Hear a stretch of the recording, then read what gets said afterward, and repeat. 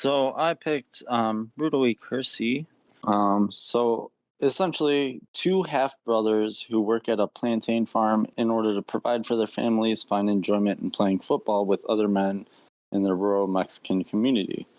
They both, although at different times, are given an opportunity to pursue football on a professional level, and this is how they stay strong through the bond that is between the two brothers while experiencing their rise and fall in stardom. And it's pretty much just the story of wanting to rise above from where you are and achieve something greater, and all the pitfalls of how that works out, but also at the same time a very brotherly, family-oriented movie. How did you hear about this film, Xander? See, and that I was trying to remember this too, because like I said earlier, like I already knew who Gail Garcia Bernal and Diego Luna were. So when this movie was announced, I was already excited for it because it was released the end of 2008, and when I was thinking about that, I was trying to remember like what I knew them from, but like when I was trying to think about it, there's so much like retroactive facts I know, like how they the two of them. One of the reasons their chemistry is so great in this movie is because they've known each other since they were little kids working in like Telemundo jobs and stuff. So it's one of those cases where just like memory and history kind of cloud your judgment. Yeah, we should point out this pair of actors is in two of the films we're talking about, and they've had huge careers in Mexico and transition into Hollywood. Gael Garcia Yes. Bernal was in Tu Mama Tambien, which we'll talk about later. He was in Amores Perros, another huge Mexican film, and he's crossed over into, I think he's in one of the Marvel Cinematic Universe TV shows, Werewolf by Night. And then Diego Luna is the other actor, and you may recognize him from Andor, the Star Wars TV show, and also Rogue One, the film. He's the main character in those two properties. Yeah, he was also in Narcos Mexico. He was in that. And then Gael Oh, that's right. Bernal was also in Mozart in the Jungle, which was an excellent Amazon Prime series, I believe. So I studied in Cuernavaca. Excellent, yeah. And they do have fantastic chemistry. And a lot of the joy, I guess, for Chimama Tambien and this film was just seeing these guys bounce off against each other. And I did enjoy the film. And I think they were believable brothers because they go through bouts of just like, hating each other, but also there's that underlying love that holds them together and keeps them familiar with each other. And no matter how much they fight and bicker, they always come back on the same page. I like their different personalities. Tato is the guy with all this skill, but doesn't even want to play soccer, just wants to sing. Unfortunately, he's not the best singer. And then It's a bit tone yeah, deaf. yeah. And then Vito is this thuggish guy who is he's an amazing goalkeeper, but has this gambling problem.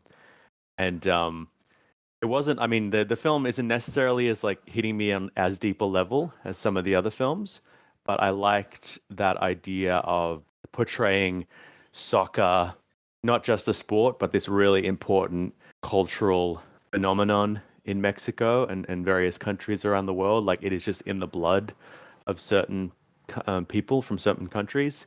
And it's so powerful that it transcends the stadium and it just like enters politics and the criminal world and just ties all of these elements of society together.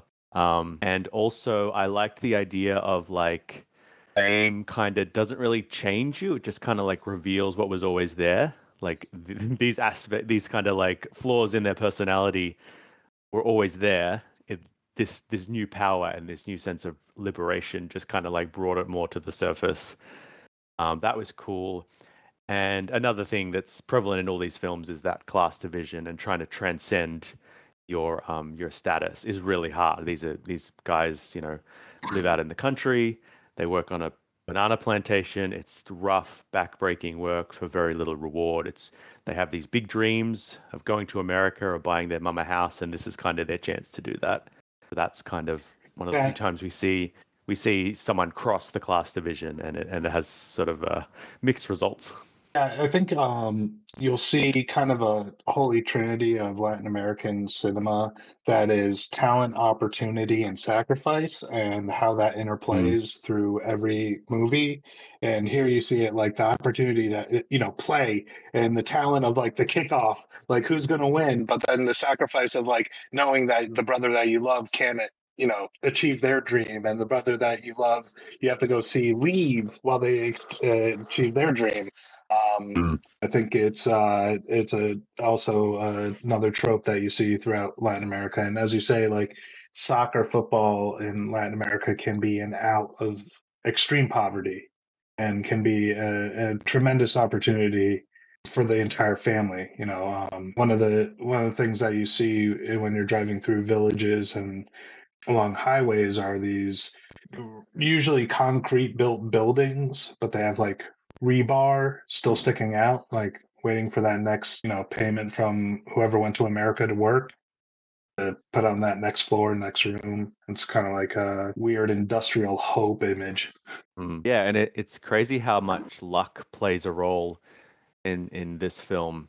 Like you need hard work, you need sacrifice, but so many of the pivotal moments in these characters' lives are luck. The fact that they happen to come across this talent scout who's broken down, the fact that they misunderstand which way the ball's Well, that's a going. comedy They portion, right?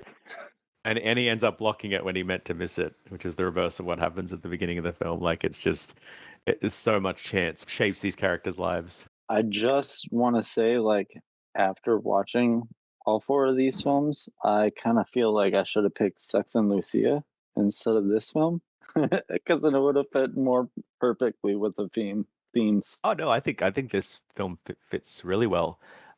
We have a very Cuarón family sponsored episode because this film was directed by Carlos Cuarón, who is the brother of Alfonso Cuarón, and And we've it got was his two films by debut. Alfonso in his debut. And I think this film was written, if I read correctly, while they were promoting To Mama Tambien. I believe so, yeah. And I usually try and get like more diverse range of films in like the creators, but I don't think it matters because all of these films are still very different. There's thematic resonances between them, obviously, but I think these are all pretty different. Like this is very much a sports film. It's about soccer and its influence in Mexican society. I like the sort of the legend about where soccer came from. It was a Mayan warrior, hundreds of years ago, who cut off his enemy's head and kicked them through a goal. I think that's quite novel. But it's nice hyperbole because I think like every culture would have a game where you hit something into something else, right? Yeah, yeah. And that's why Oh yeah. Hobbit, football and right? soccer are just so popular worldwide is because all you need is a ball and something to kick it into. You don't need pads. You don't even really need, shoes. You just need that ball. You can never let the truth get in the way of a good story, of a good origin story. That's right. It's true because people love to retell it. One of my favorite quotes from one of the interviews was about the banana picking and about how hard it was for the actors. And one of the actors said many bananas were harmed during the making of this film. Apparently, he found it very hard to accurately cut the bananas, and it practically ruined all of them. And he was very apologetic about that. Good thing is that a banana tree should be cut down almost to the ground for it to make more bananas the next season. Mm-hmm. I think the ending is brilliantly staged. It's really tense and really surprising what happens.